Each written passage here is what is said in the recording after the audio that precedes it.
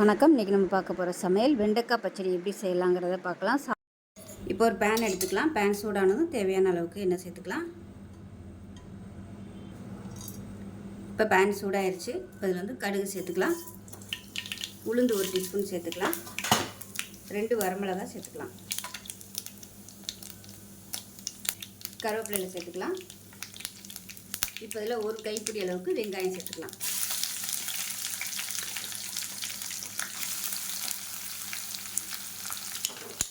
வெங்காயம் லேசாக வதங்கட்டும். இப்போ பாருங்கள், வெங்காயம் லேசாக வதங்கிருச்சு. இதில் ஒரு 4 பச்சை மிளகாய் சேர்த்துக்கலாம். பச்சை மிளகாய் லேசாக வதங்கட்டும். இந்த ஸ்டேஜில் அடுப்பு நல்லா மீடியமாக வச்சுக்கிட்டு நல்லா மெஷரிங் கப்பில் 2 கப்பு வர மாதிரி வெண்டைக்காய் சேர்த்துக்கலாம். அதை நல்லா வதக்கி வச்சுக்கலாம்.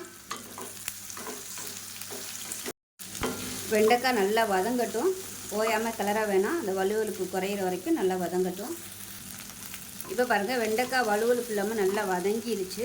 இது வதங்கிட்டு இருக்கட்டும். இந்த ஸ்டேஜில் ஒரு 3 டேபிள் ஸ்பூன் அளவுக்கு துருவன தேங்காய், 2 பூண்டு சேர்த்துக்கலாம். 1 டீஸ்பூன் போல் சீரகம் சேர்த்துக்கலாம். கொஞ்சமாக கருவேப்பிலை சேர்த்துக்கலாம். இப்போ இதை வந்து நல்லா அரைச்சிட்டு வந்துடலாம்.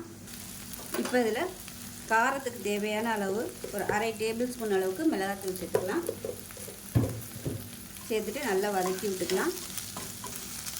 வதக்கி விட்டுட்டு மீடியம் சைஸாக ஒரு 1.5 தக்காளி சேர்த்துக்கலாம். இதையும் சேர்த்து வதக்கிக்கலாம். இப்போ இதில் மெஷரிங் கப்பில் ஒரு 1/4 கப் அளவுக்கு துவரம்பருப்பு எடுத்து நல்லா மசிகிற அளவுக்கு வேக விட்டு எடுத்துருக்கேன். துவரம்பருப்பு இதை சேர்த்துக்கலாம். சேர்த்துட்டு கலந்து விட்டுலாம். இப்போ துவரம்பருப்பு சேர்த்து நல்லா கலந்து விட்டுட்டு தேவையான அளவுக்கு தண்ணி சேர்த்துக்கலாம். தண்ணி சேர்த்து நல்லா கொதிக்கட்டும். இப்போ இதில் தேவையான அளவுக்கு புளி சேர்த்துக்கலாம். இப்போ தேவையான அளவுக்கு உப்பு சேர்த்துக்கலாம்.